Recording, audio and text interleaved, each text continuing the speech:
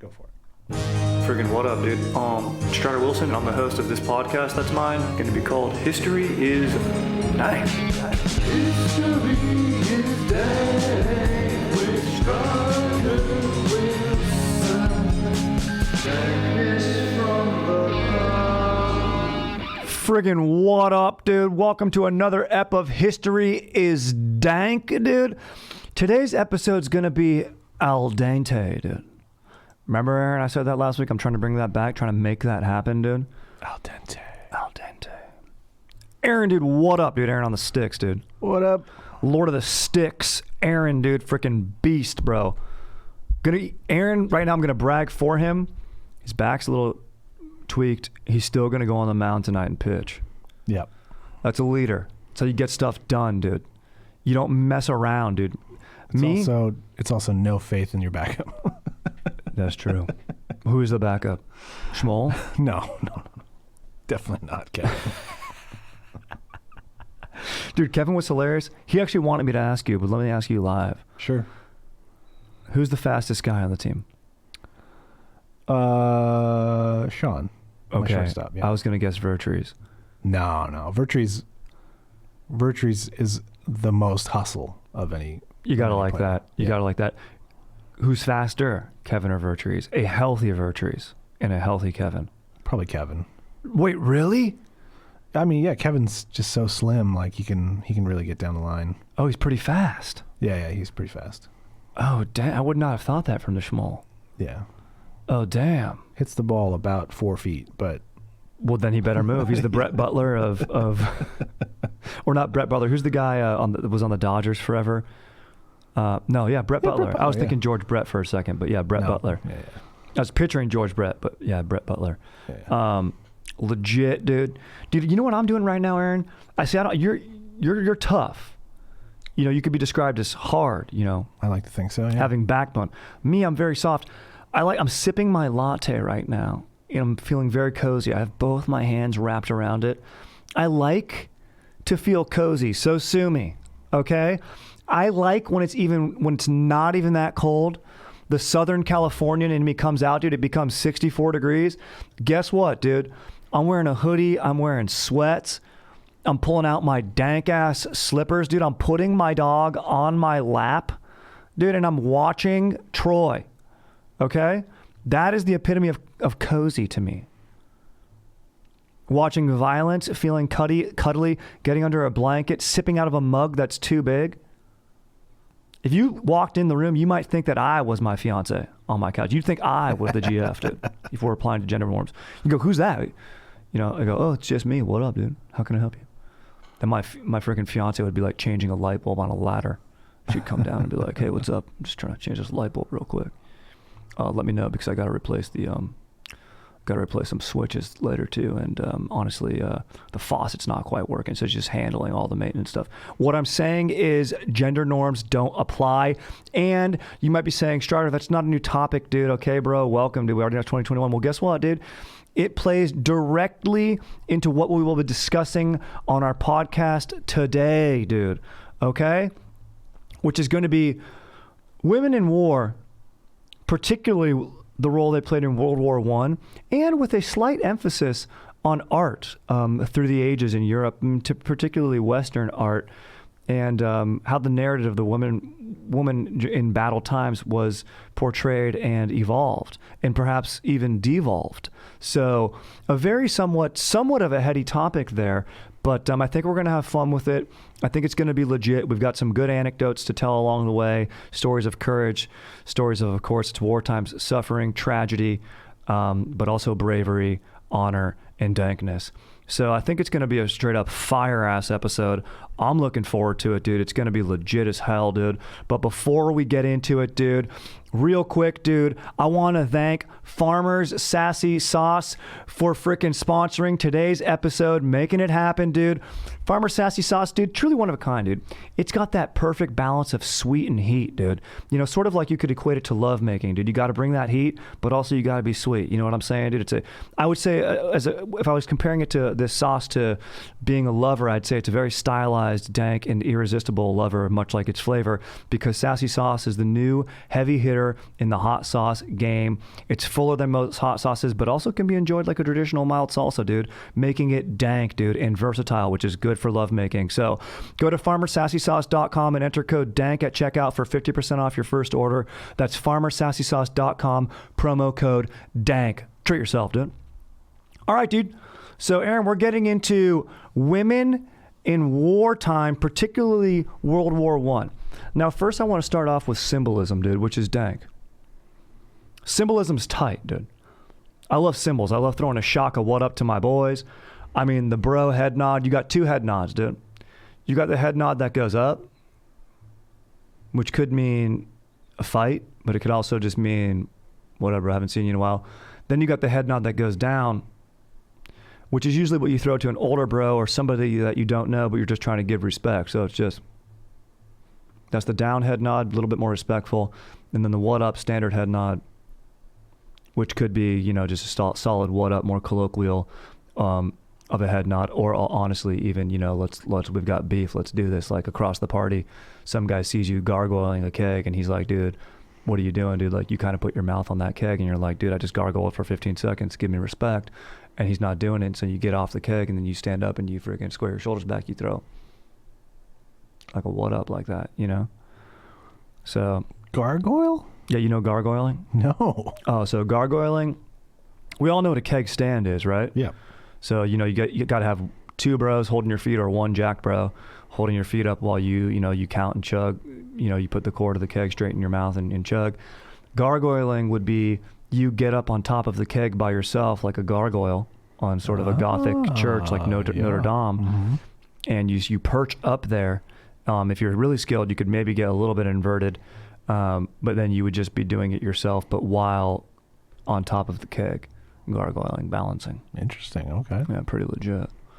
So, sick move. It's artistic. And it plays into the symbolism of women in warfare and honestly nation building. So you would say, I mean, I don't think I'm being outrageous by saying, oh, throughout most of humanity's history, the men have gone into the front lines. You picture men holding shields and spears, or men coming off the boats on D-Day, right? And Absolutely, then women, like if I say that to you, what comes into your mind's eye? You might picture a nurse, or I often picture the what's the name of that painting where the woman's flexing her arm? Rosie the Riveter. Rosie the Riveter, right? An engineering job, and that's World War II, which in World War I really changes things. But honestly, before that, women played a lot more badass things. That's why I said devolve at the top of this podcast, and I'm saying it again so that I can sound sick and gain respect. Anytime you use a 3-syllable word, devolve, even though that's only 2 syllables, but it has a lot of letters in it, it sounds sick and honestly commands respect. So that's why I'm saying it, okay? And I sort of had to devolve and backpedal myself there because I thought that the word had 3 syllables out of the gates, but then I realized that it did not. So I'm not editing it out. We don't cut things on this podcast. We keep going, dude. Think about the symbols of nations, right? You have, and we're just talking about, you go back to Rome, dude. Boudicca, the word bodacious comes from this. She led I'm going to get it wrong, Icenian tribe against Rome in the Iron Age in Britain, right? And that's where you get Britannia from, who's the female symbol. Of course, in the United States, we have Lady Liberty. So liberty is our symbol. In France, you have La France, L-A, La, that's the feminine, I don't know, like what the hell the term is for that, article maybe. So basically, it's this interesting double standard of the reason what men are going to fight for is often they're justifying it in terms of, oh, we're using our masculinity to protect these feminine ideals, right? And some of it gets a little bit out of hand. I mean, it could be, irritating to the female populace. And then honestly, anybody who's trying to keep it legit, you can't help but point out these double standards. I mean, if we're picking it up at the time of the First World War, this is like early 1910s, you could say, like, probably call it 1917, I think it really kicked off around 1913. Most women were barred from voting right? Serving in military combat roles at all. And then women said, you know what, dude, I'm taking this. And the gain for women's suffrage, the movement for women's suffrages was already taking place. And with millions of men away fighting on the front lines, they had to fulfill, like Rosie the Riveter, in World War I, even manufacturing positions, agricultural positions, typically positions that would be held by men, customarily in Western cultures, dude. And honestly, a lot of them provided frontline support as nurses, doctors, ambulance drivers, translators, dude. Women were better communicators. There's a whole series about women operating the switchboards and stuff and just being able to do it a lot better because they're a higher emotional quotient on average. And dude, the ambulance drivers don't get enough credit, bro. Aaron, they'd be cruising across not no man's land, but really difficult. And look, dude, I've got valet experience, dude. You're driving stick shift, and even in a nice Porsche stick shift, dude, you're talking 3 in the tree, trucks, ambulances, pressure scenarios, trying to get a dude to the hospital, oftentimes performing procedures in the back of these ambulances that are going over. Basically, you're off-roading. So, I mean, women were off-roading. With no power steering. Yeah, no power steering, exactly. Like, you have to dude, you would literally have to be jacked. And, like, to move those, nobody's probably in their experience, like, operated a vehicle that doesn't have power steering. It is hard as hell. Yeah. Like, I parked an old Chevy, like, from the 50s. One guy brought it in refurbished. He's all bragging about it. He's like, yeah, dude, it's just legit, dude. You use the term. That's where I learned, dude, 3 in the tree. It's just got 3 gears, and it's got a reverse on there. I actually installed that. Didn't come with it. I didn't put a radio in. I just did it exactly how it would have been on my grandpa's farm. And I was like, that's sick, dude. Cool. Here's your ticket, bro. 15 bones on the way out. But, like, and then I went and parked that thing, dude. Very difficult, dude. Parked it on a bit of a hill. Was sweating my little balls off trying to park that car and not scrape another one, dude.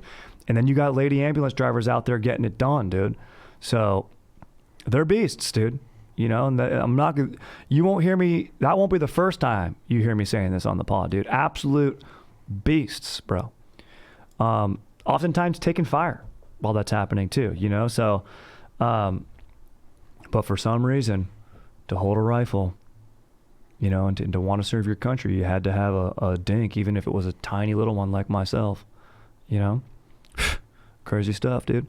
Then this is just not even on the, and this is not just like the Allies side, although there wasn't really allies in World War I. This is not even on like the British, French side, or the Germans, or the Huns, as they pejoratively would refer to them as. In the German armaments producer, this guy Krupp, dude, who made a lot of the armaments, big business dude, he had like no women in his workforce. By 1917, 30%, basically 175,000 workers of a nation of like 1.4 million German women were employed by this guy in wartime labor force. So, dude, they were just out there crafting, making shells and stuff and getting it done.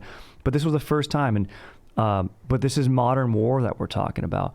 And the main definition of a modern war, do you know what it is, Aaron? Tanks. Would be sick. I mean, that would be sick as hell, and that's a great guess. And I would honestly think it would be technology, but it's not. Wouldn't it? It has to deal with casualty. A modern war, its main definition is the civilian casualty outweighs the soldier casualty. Starting World War I. So Civil War was not a modern war, even though it was basically a dress rehearsal for World War I. Also in the Civil War, on both the Union and Confederate sides, women disguised themselves as men to serve on the front, and so it's something that's been going on for a long time. I mean, look at the Chinese traditional folk tale of Mulan, and that's probably based in some form of accuracy, although they said that's a fictional character, but guaranteed it happened, right? So, something like that, or something with Genghis Khan, wouldn't that be considered a modern war because of the civilian casualties? So it could be, yeah. By even definition, it's like so old. Yeah, even though the technology's old, it's weird. More of a modern war. It's a modern war. Like, and I think in World War II, like 10 million soldiers died, but 50 million civilians died. Yeah. Indiscriminate bombing will do that. Yeah, exactly, 100%. What was I about to say? Damn, I had a dank ass. I had a freaking dank ass point to say, but I'll remember in a second, dude. So I mentioned earlier sort of the woman's role and how we've sort of devolved, and you see, and I would say to podcast listeners, to Danktorians listening, check out, and there's a bunch, I read this article that was pretty dank on, it was on HistoryNet, and it's listed in my sources that I always list in my description. And this artist, Francisco Goya, he, this is in 1808. It's during Napoleon Bonaparte's reign of Europe, and he seizes control of Spain, and he puts his nephew, or his brother, Joseph, in charge, who was like tall. Napoleon actually, and we covered this in the other pod, like wasn't short. He was just shorter than his brother, and people were like, oh. And I basically was like, he had this huge position. People would give him the thing of, I thought he'd be taller. But he puts him on the throne of Spain, and the Spaniards refuse to accept the reign of the Bonapartes. And on May 2nd, 1808, a Spanish War of Independence begins. And Francisco Goya was like a courtroom sketch artist, or not a courtroom, a royal court, like sketch artist. But he would go through, and he made 82 etchings called The Disasters of War, just with his pencil. And like, there's no color or anything, but it's very accurate, and it really, they break it into like 3 parts of like war, suffering, and then like political allegory. But a lot of it captures the women's experience. So I would say, look at this, and you have a lot of, and it's stuff that he saw with his eyes. So like real stuff that was happening and inspired by him. And of course it's, we have to, the artist's interpretation, there's inherent bias there, but he was really capturing the realism of it. And you got a woman like firing cannons. There's like a one of the more famous etchings is like a woman marching with her husband and son to go like battle. And I would say like in World War II especially, you have like maybe not a woman in uniform in the front lines, but always like part of Les Resistance and the underground. You have a lot of women playing really key roles, whether it be as, I mentioned earlier, interpreters or spies, to be unassuming or something like that. Yeah. And who wouldn't talk to a lady? Dude, exactly. And in fact, in World War I, an interesting role that women would have would be men that were hesitant to enlist. They would go to bars and find like young guys, kind of flirt with them and talk. And the guys would be like, dude, no, hell yeah, dude, I'm getting rhythm right now. This is legit. And they'd be like, hey, let's go to location 2. You going to location 2 with a stranger, like thinking her back to her place for a friggin' nice time. And they would like walk them to the draft sign up. And then they'd be like, hey, aren't you going to sign up? Like basically, so using this sort of, masculinity of only men go to the front lines against them to a degree, but they were employed by the state, and maybe not employed, but this was like a sort of a voluntary thing, but to get guys to sign up early on. Interesting. Dastardly. I know, right? Dude, just basically being like, dude, you don't get your cake and eat it too. You don't get to be all badass and talk like you're a man, but when push comes to shove, you got to go. But there's plenty of brave ladies that would have gone in those guys' places, right? And maybe those dudes would have been better served as tank valets like me, something like that. Or a dude who like needs to do the laundry. I can do that. Dude, uniforms washed? Down as hell, dude. You need me to drive a stick shift, dude? Down, bro. Down as hell, dude. So one thing that I wanted to highlight was in World War I, and this is sort of what drew me into this subject, was the story of Dorothy Lawrence. Do you know Dorothy Lawrence? No. So Dorothy Lawrence is, and she describes herself in her own book, Sapper Dorothy Lawrence, the only English woman soldier. She says in her words, I wanted to see what an ordinary English girl without credentials or money can accomplish. If war correspondents cannot get out there, I'll see whether I cannot go one better than those big men with their cars, credentials, and money. I'll see what I can manage as a war correspondent. So she wanted to go out there and be a journalist on the front lines. But she's like, these dudes aren't even reporting stories back from the front lines, and they are allowed access there. I'm going to see what I can do. She, uses like wears like some sort of like wrap to, conceal her breasts, gets a uniform, puts it on, takes up her, gets her bike and just cruises out. She's young. She's 18, so she's of war age. Like if she were born a guy, she would have been on the front lines, and she wanted to go out there and make it happen. And this is one case that's like is highlighted, but there was like a lot of women that did this, but she had somewhat more success, and therefore makes the story a little more interesting. And she's a journalist and wrote her own story. I feel like I'd be able to tell. Dude, I know. And there were guys that could, and especially on her journey there, like she wasn't like, oh, I'm going to be disguised the whole time. She cruises out on her own, and she goes to France to try to get to the front lines. She runs into like two English soldiers who like give her some uniforms. They give her like her khakis or whatever it's called. They're like, here you go, you can take these. She had no place to stay. She describes like staying in the forest, and it's pretty interesting. Like the description she says when she's in the forest is like a little bit weird. She's like, let's see. Okay, so she was in the forest on her own, where there were rats, squirrels, and invisible beasties, she said, that troubled her. In the depth of the night, she felt like her blood was freezing, despite the certainty that she would be plagued by insect bites. So maybe that's what she means by the little invisible beasties. She made her bed in a haystack. I mentioned that she stayed in this forest for a few nights. Then she ran into two soldiers in a Parisian cafe, and they helped her out and gave her khakis and an accomplice. Some nice French soldiers along the way. She describes them as amenable Frenchmen. Gave her some shooting lessons because she said she was going to the front. And the soldiers were like, all right, man, you can go if you want. Like they'd been there. They're like, I wouldn't recommend it, but you can. And there was a way for her to like get in, and they might have like thought that she was a camp follower, which is a euphemistic term for prostitute. So there was like lady of the night. Yes, a lady of the night. So that was a very common thing in all wartime, but in World War I for sure. And so she gets close, dude. She leaves her own country. She travels from England to France, dude. She gets 2 miles short of the front line when she's arrested by French police in Senlis. And then they turn her over to like the British commander, this guy, Sir Charles Monroe. And he said, he was like impressed. And he's like, we simply don't know what to make of you. Like at first they were like, are you a spy? Are you a camp follower? Like what's going, like they didn't know the deal, and they were like being very circumspect in their questioning and when it came to her motives. And she's like, no, dude, I just wanted to like help out and do my part. And they were like, hell yeah, that's sick, dude. But honestly, we can't have you up there. This is just our code. Like you got to go back. And then she ended up writing her story and went back, and it was a good one.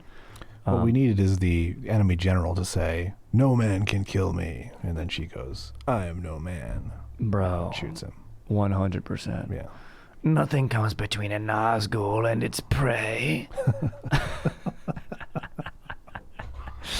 Dude, and then she just freaking dominates. It's a great call. Aaron, that's a great ass call. But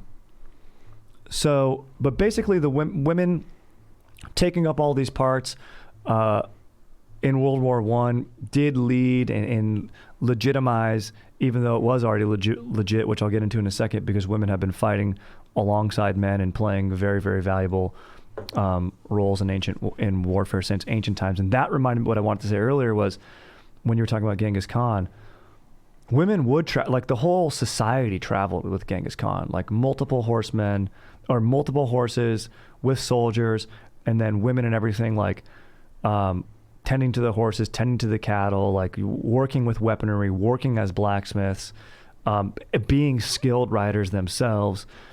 Like we're very much an essential part of the war machine. So, I mean, it takes all of society. And I don't think it's any far-fetched statement to say that oftentimes women are the biggest sufferers during war times. I mean, think about it. When the Russian Red Army took over Berlin, I mean, they literally terrorized the women of the German women, you know, and this has been going on for centuries, you know, and it's been depicted in art. I mean, you can see it in the Francisco Goya etchings and in other ones as well. So there's if anyone has cause to fight, I mean, should think it would be the women, right? Whether it's following their loved ones or protecting their homes, and they've done so and quite well for a long time. And some notable, before I get into the changes of World War I, some notable instances that I have throughout history that are quite dank. Like in the 18th century, there's this English lady, Hannah Snell, fought as a Marine with the Royal Navy in the East Indies in the 1740s. She received 12 wounds, dude, but no one found out that she had been disguising herself as a man until later. So she got away with it, dude. And several women, like I mentioned earlier, passed off as men in order to serve in the Civil War. I feel like everyone back then, like you're probably so dirty and covered in muck and stuff that it is hard to tell. Yeah, sure. And everyone's wearing a baggy uniform. Yeah. It's not like these are like, not like you're fucking posting up in Under Armour, dude. Yeah, and if you travel at night, it's not very bright. Mm-hmm. Like Harriet Tubman did that a lot. Yep. She was a spy in Civil War. Yep. Underground Railroad, absolute beast. But then there's the thing where, and this author says other women were not ashamed to display their femininity. I wouldn't say maybe these women were ashamed. I think they just had to do it because they would get kicked out and they wanted to serve, right? Yeah.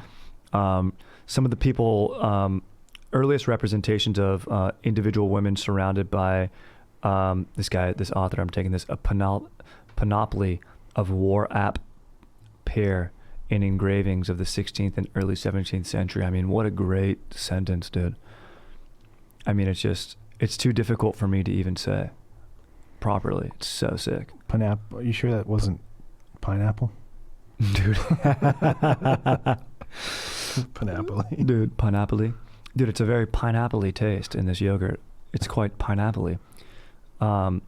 It depicts this lady, Canal, which I wish her name was Keanu, that'd be tight, but Canal Simon Schroeter Hassler of this city of Haarlem in the Netherlands. And she's a huge statue that says, "See here a woman called Canal, brave as a man who fought the Spanish tyrant with constant courage." So this is another European instance, and that's what they would say in Mulan too. And some people say maybe that's, quote, problematic phrasing of like make a man out of you, or saying they're brave. But I would say in my thesis statement of the essay we're writing, I mean, I think the bravery of a woman is just enough. And I don't know, one could say, "Oh, Strider, you're just pandering right now." Well, guess what, dude? I have a fiance. I am engaged. I ain't trying to get laid. Just saying, dude, I've done the research, bro. I've looked at the art. I read this engraving. There's freaking badass ladies out there, dude. Look at freaking, dude, step in the ring with some, dude, I could outweigh an MMA fighting lady by 50 pounds. I'd still get rocked. Mm-hmm. You know what I'm saying, dude? Yeah. So, I'm not talking on averages here, dude. But basically this lady, Canal, she ran her husband's shipbuilding company and then led 300 women in repairing the town's defensive walls and engaged in a fight as a band against the Spanish. Some people say this is fictitious, but maybe, I don't know, I choose to believe, and I think it just would be a sick-ass movie. Sure. There's a German lady from Brunswick. She's got a sick-ass, she was like firing cannons and shit, protecting the town. There's another, this guy's article is all about art, so he's just describing the statue there, which I won't, but it's just a sick-ass lady posing with some sick-ass cannons, dude. Yeah, I mean, she's used to carrying that size and weight, from the bowling alleys. Damn straight. Brunswick. Dude. That's amazing, dude. That's great. Great call, dude.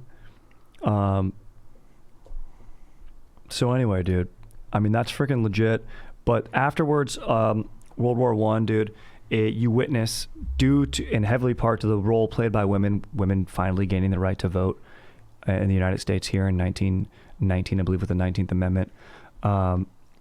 Yet full participation remained limited. Obviously, women don't get elected regularly until much later.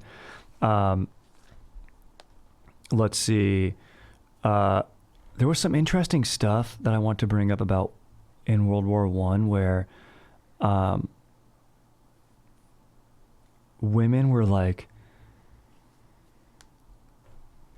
since they weren't allowed to serve, and this is true in World War II, like 75% of the women that volunteered or that were involved in the military and served were volunteers. And there was like millions of women that didn't. So they didn't get paid. Their pay was like tied directly to their husbands or sons that were abroad. Whoa, that's crazy. Yeah, which is just super gnarly. And that's in the United States and similarly over in Europe. And in World War I, dude, you could get bonuses. Like if the government liked that a woman was like moral because they wanted their guys to like, you hear about the Dear John letter, or they fear that their woman's going to get cheat on them or whatever while they're away. Yeah. Probably, bone some dude and find out that their husband's dink was tiny this entire time. It's a fear that I have. Sure. But you just got to get it out of the way, dude. You can't be controlling, dude. Just got to develop other love-making moves. But I get it. You're away, dude, and guys are trying to control. And one way they did that was the government would be like, if women were being moral and just and like perceived that way, like not drinking or something or doing things that were, quote, unladylike, you would get like monetary or rationing bonuses. Pretty wild. Pretty freaking wild, dude. And then afterwards, dude, they stepped up. People realized, dude, the roles have changed, dude. They're freaking legit. They absolutely beasted it. They've been beasting it for centuries. And there's you have prominent female leaders, right? You have Joan of Arc in France. Uh-huh. You have, who else is a sick-ass female war leader, dude, that I can think of? The story of Mulan, I mentioned that, dude.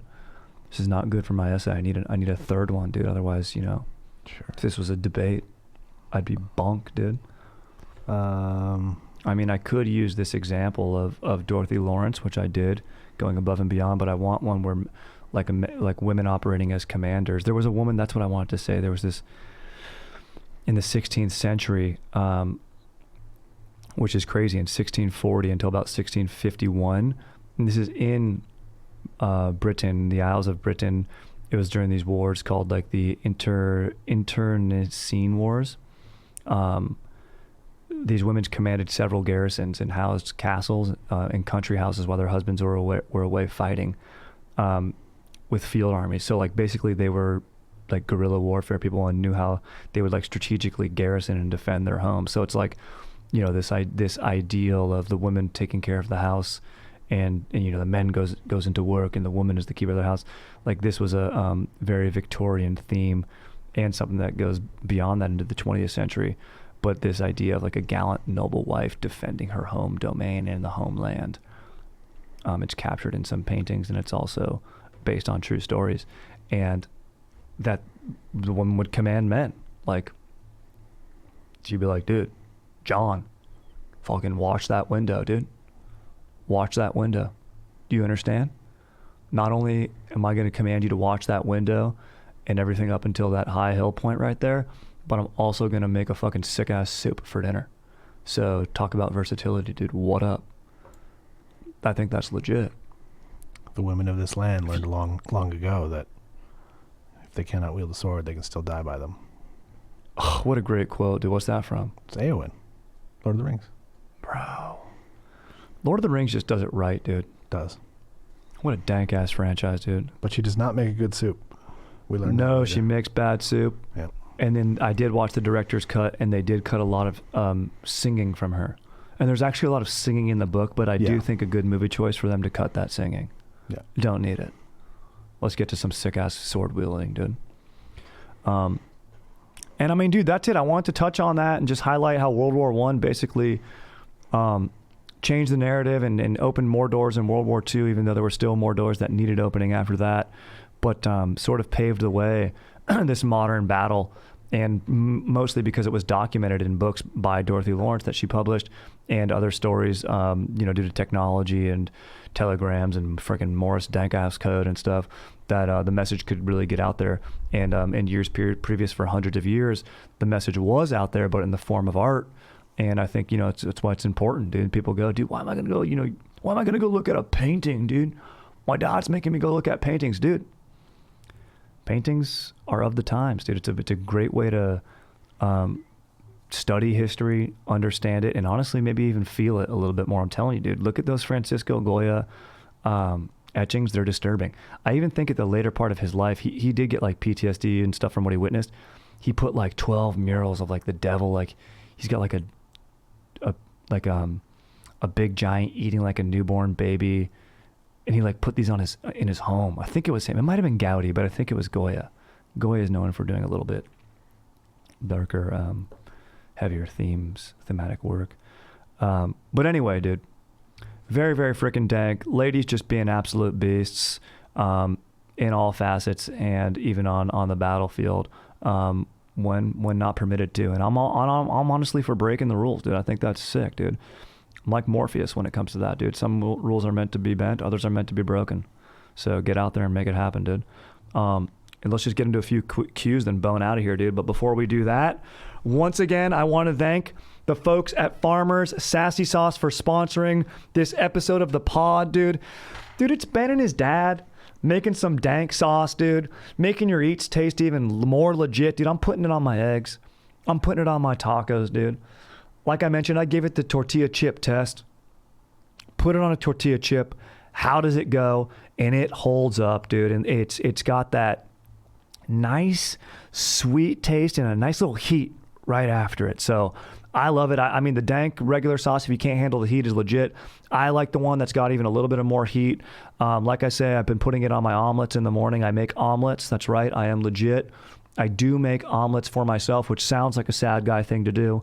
But I also make them for my fiance when she's doesn't have work that day. So you got to treat you know what I mean? So and I'm treating me by getting Farmer's Sassy Sauce. And honestly, dude, you be treating the podcast, because when you purchase, the way we got it set up, it helps out the pod. So it's a family-run business, Ben and his dad, dude, and then they're teaming up with the pod. So if you go there to farmersassysauce.com and you order, you're helping out the pod, and you're putting your dough into a small business, and you're honestly making your meals danker. So it's a good thing all around, dude. It fires me up. It's freaking legit, dude. So and it's a great gift, dude. Little stocking stuffer, dude. Little hot sauce in there, dude. Someone's been a little sassy at the Christmas dinner table, dude. You know, talking too much politics or whatever, dude. Psh, sauce them. That's what I would do. Sauce them in their stocking. So go to farmersassysauce.com and enter code DANK at checkout for 50% off your first order. That's farmersassysauce.com, promo code DANK. Treat yourself, dude. All right, dude. A few cues. Or Aaron, before we get into it, do you have any legit stories of women in battle? That I can think of? I mean, you hear about like Clara Barton, obviously, founder of the Red Cross. Yep. It was a Civil War, I believe. You have Florence Nightingale. Florence Nightingale. You have, I mean, this is what I wanted to mention earlier, too. You have Vikings. You have Valkyries, dude. Oh, yeah. You have Valkyries. You have shield maidens and Valkyries. Vikings, some of the most noted battle-hardened people, and they have some of the most legit people. You have the Amazonians. It was remiss of me not. I bet you there's a Dankatorian listening this whole time going, dude, how the hell has Strider not mentioned this yet? Finally, it came to me. My brain's turned on now, dude. So you have the Amazonian culture. Vikings, dude. Sick, dude. Vikings are so legit, dude. Yeah. Sick-ass warriors, dude, on boats, dude. Also, pirates back in the day. There were, there was bad luck to bring a lady on a ship, but we've covered Jing Shi on here, and she was one of the most badass pirates of all time. She was a captain, so I think that counts as a warrior and a leader. So my essay is being written. Sometimes it just takes a little bit of time to write it and a little bit of life to be lived. So let's get some life questions on here right now, dude. Real life questions. What up, Strider? Looking for some movie suggestions to crush with my dank GF. Figured I'd come to the savant of sex, the relationship guru, the baron of boning, Strider motherfucking Wilson. Thanks, Patrick. Thank you, dude. Those are some beautiful, the baron of boning, dude. That is just, wow. That's high praise. Thank you very much. I appreciate the hell out of that, dude. I mean, how can I not mention Lord of the Rings, the entire trilogy in one sitting? Do it. Kingdom of Heaven, director's cut. Director's roadshow, I should say. Do it. But in all seriousness, I mean, maybe a movie like Practical Magic. I mean, in my experience, maybe it's just me and sort of the ladies that I've hit it off with in my past. And, now I've got my one true love, my dank-ass rock, my coral, my dank-ass fiance. Kind of like always mentions, hey, how sick would it be to be a witch? So I think maybe a movie that involves magic, maybe practical magic. 9 Months is a fun movie, but maybe a little bit too heavy if you're first dating. It's like about pregnancy. Yeah. But it's got a really funny scene when they beat up the dinosaur in the store. Oh yeah, Tom Arnold. Yeah. Dude, Tom Arnold's great in that movie. Well, I don't know, Aaron. What's a great movie to watch with your Sigo, dude? I mean, you can't go wrong with like a Back to the Future or Jurassic Park. Correct. You know, there's just classic, fun, feel good at the end of it movies. Just watch Rachel getting married and watch Billy Irwin cry. Psych, don't do that, dude. I mean, I love thrillers, dude. I honestly, I have to say, you know what? Thrillers are good. Mm-hmm. Classic whodunit. I think that's a good ass call. Some of them can be a little bit dark, you know, but the Casey Affleck one is Gone Baby's pretty good, right? Gone Baby Gone, maybe. Yeah, Gone Baby Gone. Yeah, even though maybe he's not the best guy. Dude, watch The Town. Honestly, bro, it's a great call. What are you doing not watching The Town? Yeah. Watch The Town a lot. Dude, you want to hear this story that I heard, bro? This is a true story, Aaron. Sure. This guy I know, he had a friend growing up, and her favorite movie was Top Gun. Wow. She loved Top Gun. Keep her.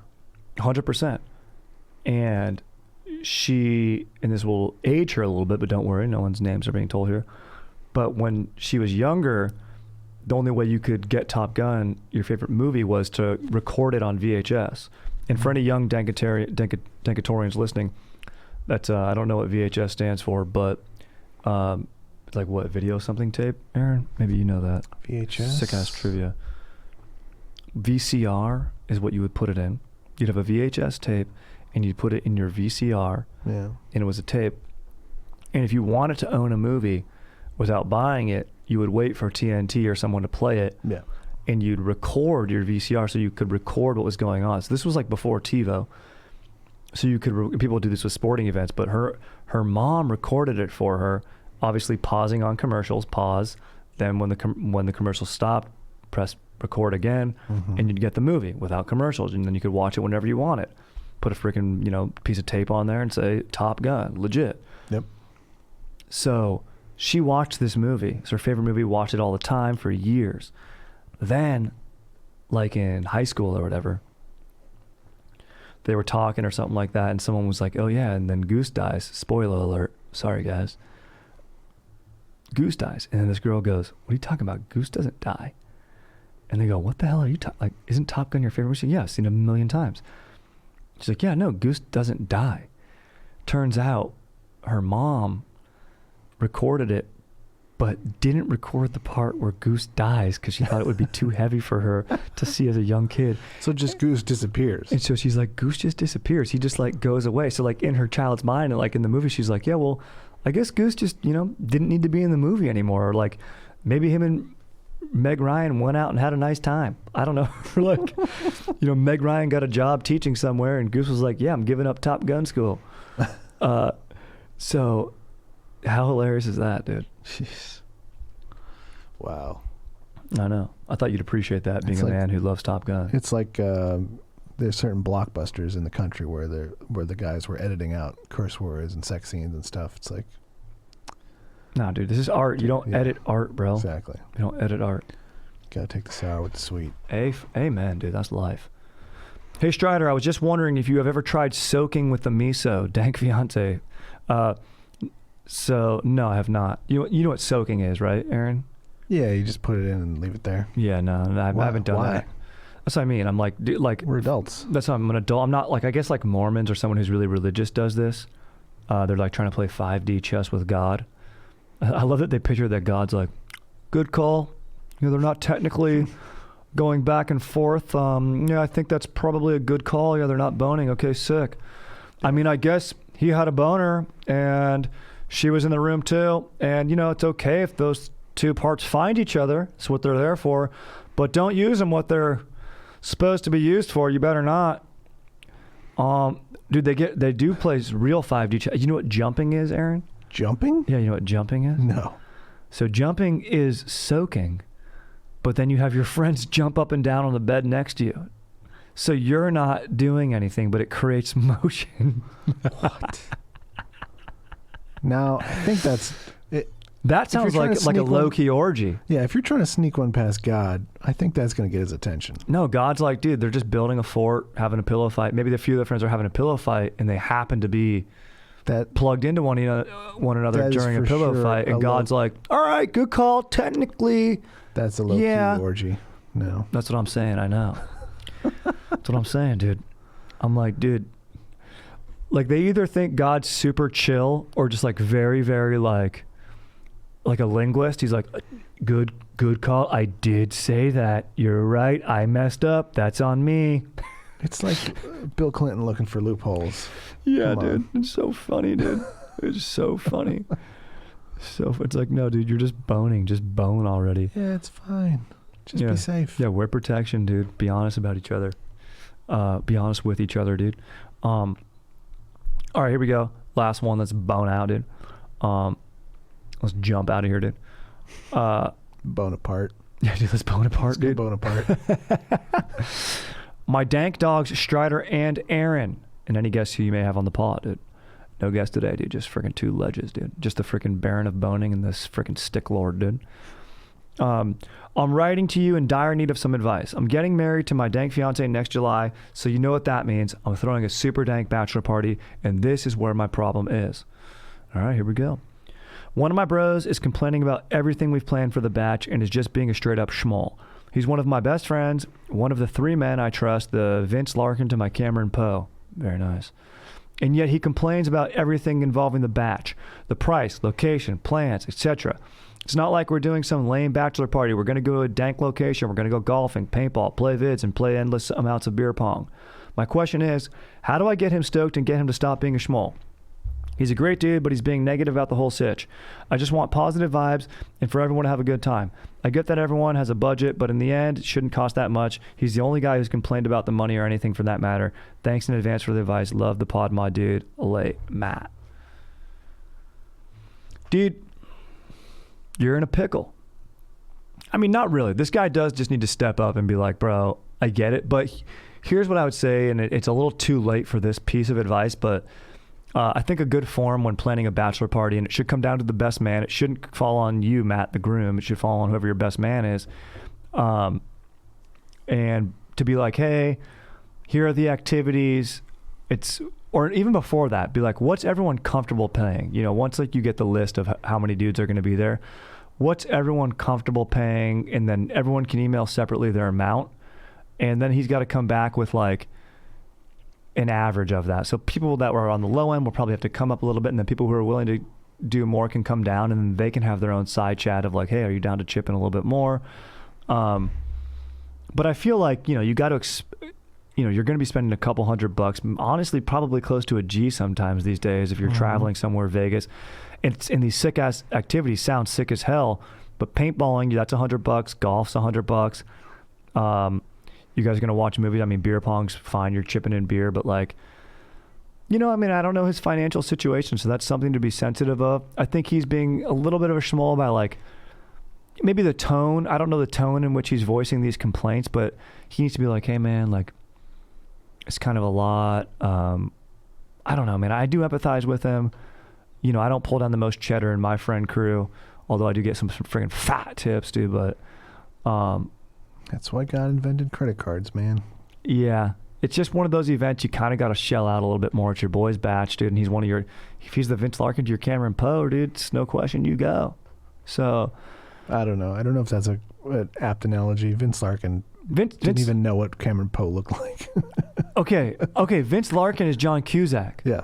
Okay, yeah, that's not that great of a friendship. Then he should be complaining about money. Yeah.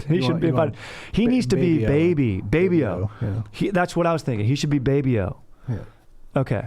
Yeah, not that great of an analogy. Yeah. Larkin's kind of a schmoll. Yeah, he's wearing sandals the whole movie. Like, yeah, he's in a suit with sandals. Come on, bro, and Birkenstocks. Yeah. So, I don't know, Aaron. What are you thinking? It's tough. I mean, if he's one of your three best friends in the world, like, You can't boke them. No, you can't boke. But like, yeah, you got to just have a heart to heart and be like, hey man, is it money? Like if it's money, dude, don't sweat it. Like we can figure that out later. Like it's fine. Yeah. I want you to be there. Yeah. I think that's the move. I think that's how you do it. You get them stoked and you can go, dude, we can cover it later, dude. Just put in like what amount do you feel comfortable with? All right. That's perfect, dude. I want you there. I want you by my side. Let's freaking get fired up. We're going to shred it. And then that's going to get them stoked. And if you need to say, hey, dude, you can pay me back. And I know you're already paying for a wedding and shit, but you talk to your other bros and, you know, don't spread it around like, hey, we need to cover for fucking Jordan or whatever his name is.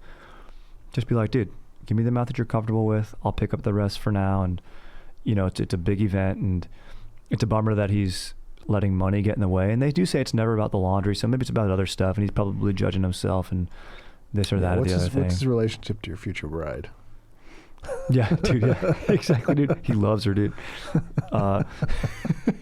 Sorry to put that in your head, bro. No, dude, that's not it. That's not what it is. But just get him stoked, dude. Have your vulnerable talk, dude. Your heart to heart, dude. You guys are boys, dude. Squash it. Let him know, dude. I just want you stoked. I don't want to hear these complaints, dude. Let's just go have fun. We'll figure out the dough later, and that's fine. And then you're freaking gonna rage and step it up on the beer pong table, dude. And if you're going to Vegas, put down a parlay and maybe you make it back and you don't have to worry about it. All right, dude. Yeah, dude, gamble to fix your problems. That's my advice. Get it, dude. All right, man, another sick app in the books, dude. Women in war, dude. Prominent roles, dude. Through many cultures, dude. In World War I, we saw a major shift, and it was Dank. So hopefully you thought this app was Dank. Any questions, comments, suggestions? StriderWilsonShreds@gmail.com, dude. Let me know, dude. Aaron, you're a beast as always. Thank you. And we will see you, Danktorians, on the next one, dude. Lit.